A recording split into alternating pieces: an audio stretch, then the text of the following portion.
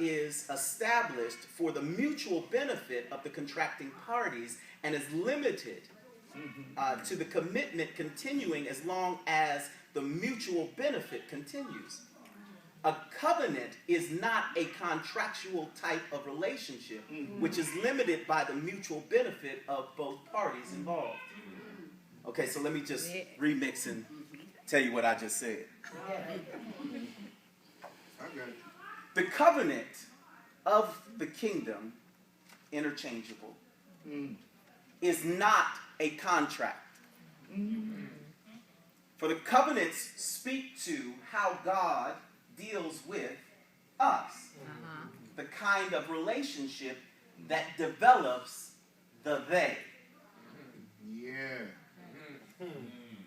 It creates the structure so that you and I know when we are acting like they, Come on now. and when we're not.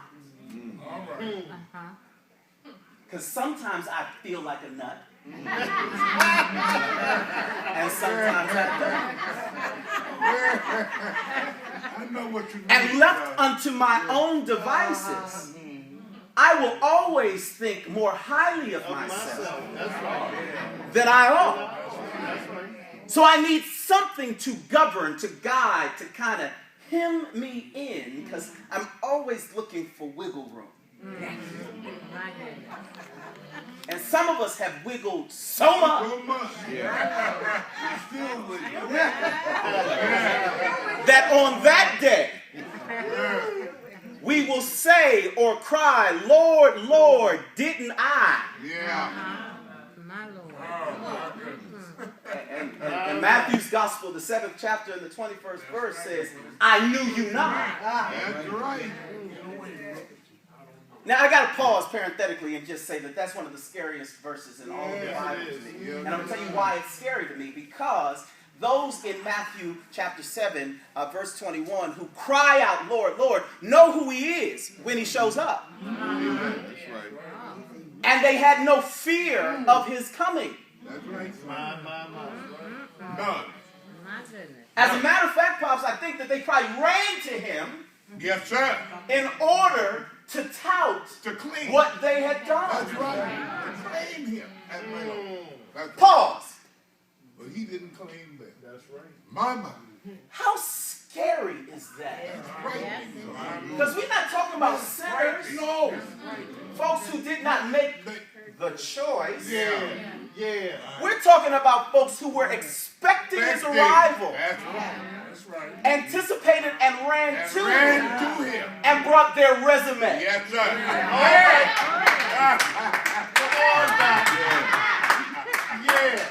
I like that. Yeah. And like the churches in Revelation, What's their resume? they were rudely awakened. Yeah. Oh, yeah.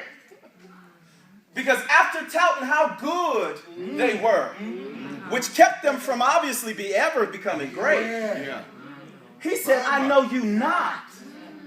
My. I don't know. My. Now, I'm just not that good.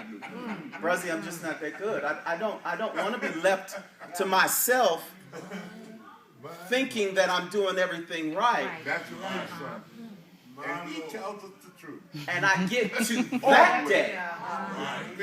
Because on that day, it's a wrap.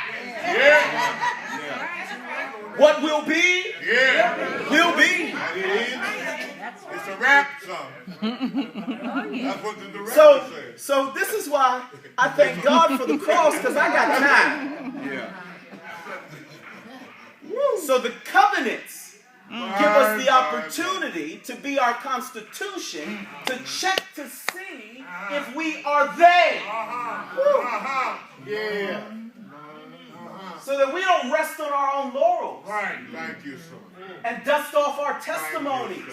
He won. Son. But we stand in the ever-presence of knowing that today I receive brand new mercy. My God. Everything. So therefore, I have a responsibility There you go. to be profitable about today's mercy. Hey.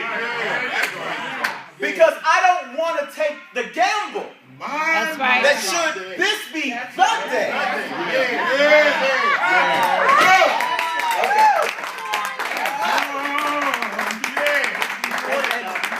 And what most people tend to do with a level of misunderstanding is that when they start thinking covenants, they start thinking contracts.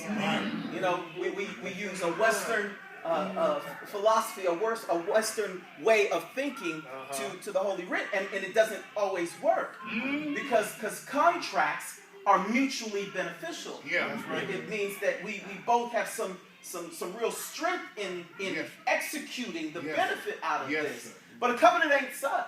That's right. All right, sir. A covenant is not done that. There is no limited liability in the covenant. So let's just talk right quick about how covenants are established. To discern the essence of a covenantal relationship, we need to look at the book of Deuteronomy. I'm not going to go through a great deal of scripture there, but just know that the book of Deuteronomy helps to emphasize what covenants are. For Deuteronomy shows clearly that the essence of the covenant is love. Yeah. The essence of the covenant is love. First, God's love for his people through calling them. Then they are urged to respond to him in love, expressed by loyalty to the covenant established with God. Okay, let me say it again. A covenant is established by God's love to us, for he called us. He called us unto himself. But then we are urged to respond to him by expressing love through a loyalty to the covenant established by God. Don't miss that last part, because everybody don't love equally. All right. Tina said, "What love got to do with it?" So many of us.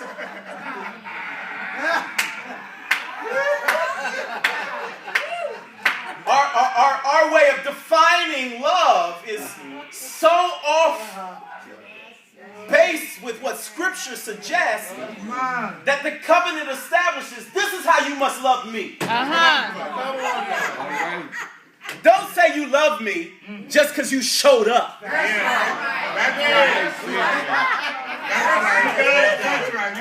Don't say you love me because you dropped something in the offering plate. Because in many instances, what many Christians do is treat God like a prostitute. That's right. That's right, sir. That's right. You get one good blessing, you come up in a Honda, and then you leave something in the basket. Oh, I ain't gonna get no help. Go ahead. And if he didn't do what you wanted him to do, then you tend to, well, BG is calling me. God knows my heart. That's what they do. So when it comes to the love equation that is required as a part of the covenant, it is not left to our discretion for how we love him. That's right. You don't get to love him the way you want to love him. That's right. Deuteronomy shows clearly that the essence is love. It's important to note that God determines to bless those in whom he is in covenant with, as seen in the relationship between him and Israel. In making them his people through the covenant, he did not choose them as if he was getting a good deal. There is nothing contractual about the relationship in grace. He determined to love them and to bestow on them his blessings upon them. But love requires mutuality. It's a two-way street. So God demands that the children of the children of Israel, those that are his, those that are they, also love him.